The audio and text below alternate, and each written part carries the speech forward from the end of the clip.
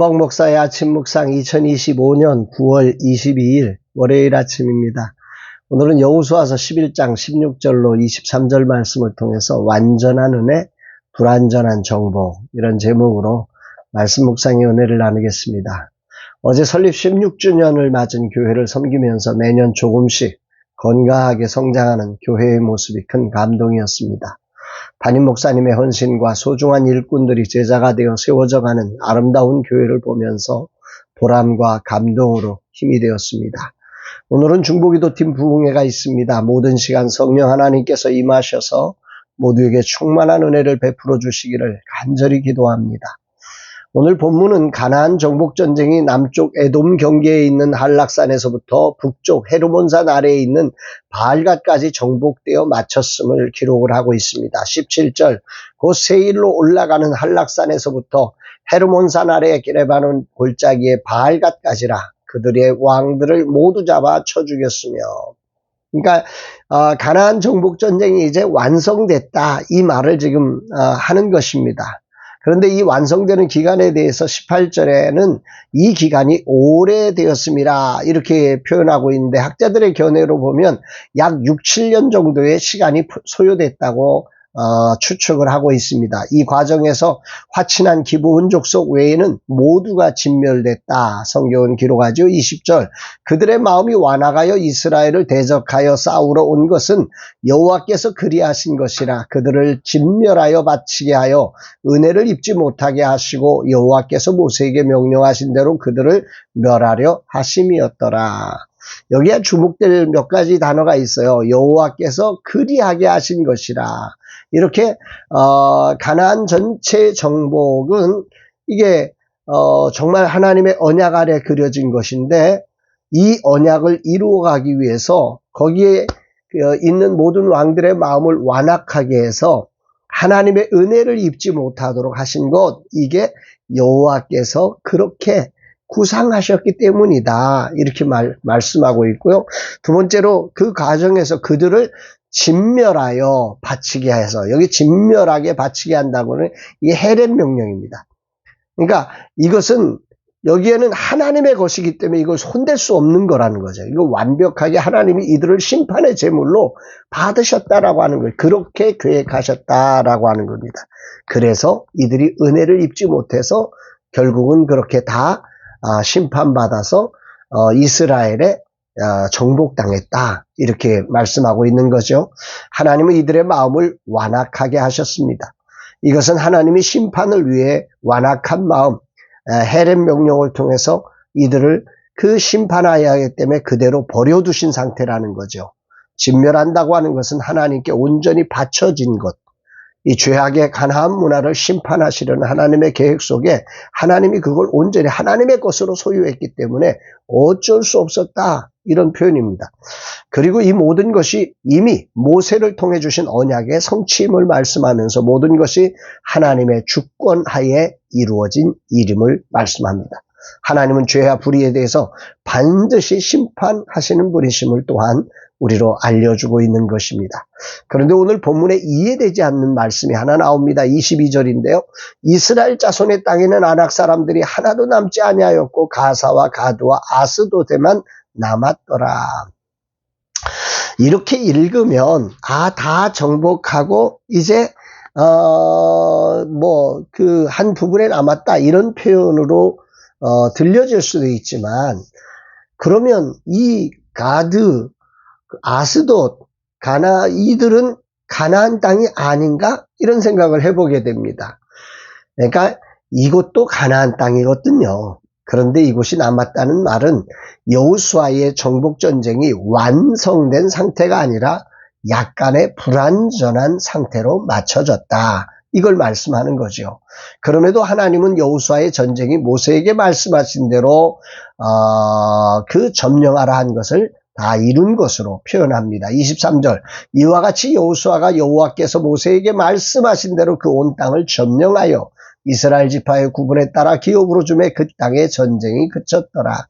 하나님이 보실 때 큰 그림으로 가나안 정복 전쟁이 하나님의 뜻대로 이루어졌음을 인정하신 겁니다. 그러나 하나님은 기록하죠. 아직 아낙 자손이 그곳에 거주하고 있었다. 완성된 건 아니다. 완전한 순종은 아직 이루어지지 않았다. 이 부분을 지금 딱하니 기록해 놓고 있는 것입니다. 그러나 이것은 장차 완전한 정복과 영원한 안식을 주시는 분, 그분은 여호수아가 아니라 예수 그리스도이심을 예표하는 사건으로 우리에게 전해지고 있는 것입니다.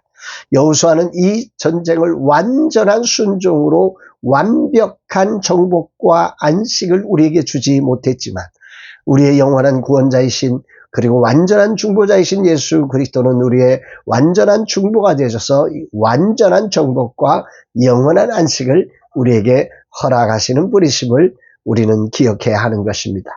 오늘 주님은 내게 무엇을 말씀하시는 것일까? 이제 저는 후반전 사역을 준비하는 역할에 돌입했습니다. 내게 앞으로 주어진 시간이 얼마일지, 또 어떻게 임무를 맡기실지 아무것도 모르며 백지로 나를 주님께 드리기 위해 애를 쓰고 있습니다. 이런 내게 여호수아의 불완전한 완성의 모습을 모세에게 명령하신 대로 하였다. 기록해 주신 하나님의 모습이, 이 하나님의 마음이 오늘 아침에 저에게는 큰 울림과 감동이 됩니다. 나는 여호수아와 비교도 안 되는 사람이지요. 다만 라마나의 선교회가 그려야 할 그림을 완성하지 못하고 내려간다는 그런 측면에서 보면 여호수아와 조금은 비슷한 사람이라고 비교될 수 있다는 말입니다. 나는 여호수아와 달라도 너무 다르기에 여기서 내려간다는 것은 정말 생각할 수조차도 없었습니다. 완성될 때까지 내가 있어야 한다고 고집했지요. 이 상태로는 이건 내려가면 안 되지. 내가 끝까지 이걸 완성해야지. 이런 생각 속에 저는 살아왔던 거죠. 그러나 하나님의 생각은 달랐습니다. 내가 그려야 할 그림이 여기까지라고 주님은 말씀하셨습니다. 비록 불완전하지만, 불완전한 저의 순종이고 불완전한 저의 능력이지만 내가 해야 될 몫은 여기까지다. 이렇게 주님이 말씀하시는 것 같습니다. 늘 나의 부족함과 무능력과 지도력 부재를 탓하며 스스로 나를 공격했던 생각들을 주님은 여호수아를 통해서 만져주시는 것 같습니다. 여기까지 이끄신 하나님의 은혜를 기억하며 감사하면서 이제 나를 여호수아처럼 내려놓으라고 하는 말씀인 것 같습니다. 하나하나 돌아보면 부끄러울 뿐입니다. 주님이 주시는 생각을 따르느라 정신없이 따라왔을 뿐입니다. 그럼에도 주님의 은혜만이 수많은 동역자와 후원자들을 통해 여기까지 이르게 하셨습니다.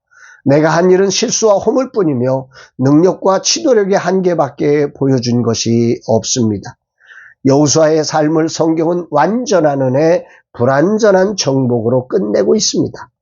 감히 이런 여호수아와 비교할 수 없지만 저의 삶도 하나님의 은혜는 너무 완벽했지만 저는 불완전한 모습으로 마감할 수밖에 없는 이 자리에 있습니다.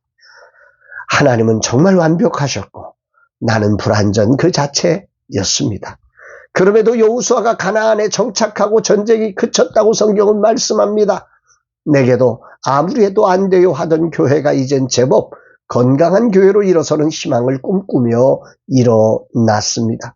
숫자가 너무 이런 교회들의 숫자가 너무 초라하지만 나보다 나를 더 잘 아시는 주님의 생각에 나를 맡겨드립니다.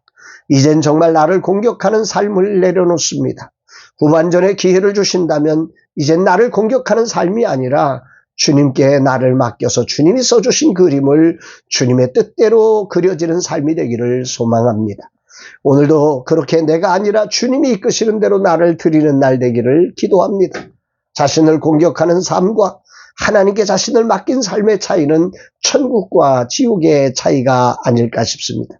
은혜로 붙들린 삶을 자신이 채우려고 하는데 평생 갚아도 갚아지지 않는 그 빚더미에 눌려 사는 삶과 은혜에 감격하며 그 은혜를 누리는 삶의 차이가 아닐까 싶습니다. 주님, 제 생각에 40점짜리의 성적표이지만 이젠 더 성적을 올리기 위해 나아가는 삶을 내려놓습니다. 40점짜리 성적표에 낙제나 찍지 않으시고 당신의 은혜로 채워 인도하셔서 이렇게 새로운 후반전을 맞이할 기회까지 주시니 감사드립니다.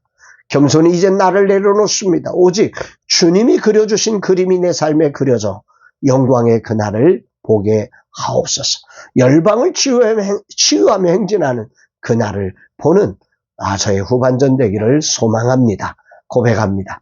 사랑하는 여러분, 완전한 은혜로 일하시는 하나님을 신뢰하면서 이제는 우리의 삶에 그것을 내가 뭔가 완성하려고 하는 그런 인간적인 열심과 은혜를 갚으려고 하는 그런 빚쟁이 된 그 심정 아름답지만 그 심정을 뛰어넘어서 빚쟁이 된 심정으로 내가 빚을 갚는 게 아니라 그 은혜를 누려가며 그 은혜 속에 오늘이라는 삶을 겸손히 한 걸음 한 걸음 따라가므로 주님이 은혜로 그려내시는 후반전에 정말 인간이 만든 세계가 아니라 하나님이 만든 세계를 세상에 퍼쳐내는 그런 복된 그런 우리의 사역과 삶이 되기를 주의 이름으로 축복합니다.